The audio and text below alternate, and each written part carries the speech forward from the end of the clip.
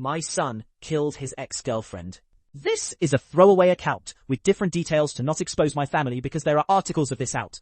And I want to keep privacy because it includes my entire family who did nothing wrong. It's been 5 years today, and I still can't believe this. I'm so ashamed of being this person's father.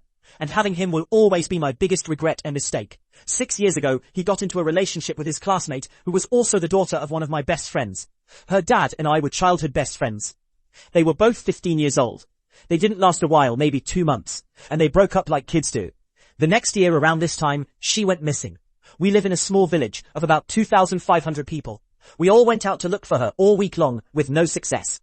A few kids ended up finding her body inside of a body bag on their way to school, dumped into a dumpster. She was naked with multiple stab wounds all over her, and she was covered in blood.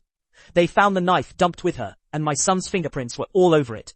I had absolutely no idea about any of it, because he came home at around 9 p.m. in clean clothes, and he even helped search for her. He confessed to everything as soon as he was faced with the evidence, and they prosecuted him as an adult, and he got 25 years in prison, and I don't feel bad for him at all.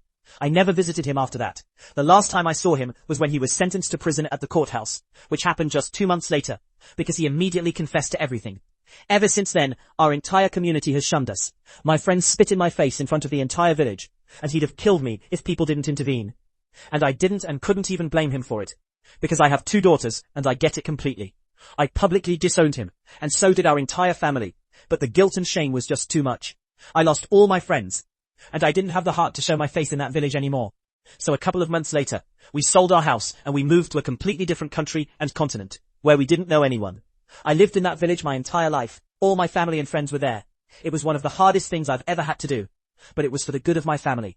I hate my son for what he did to that poor little girl, and I hate him for destroying our family's entire life. And I hate him for making one of my very best friends go through the worst pain a father could ever experience. Every single year on this day, I feel it all over again like it's just happened. And I feel like absolute shit. He deserves every single minute he gets in that prison. And if it was up to me, I'd never let him out.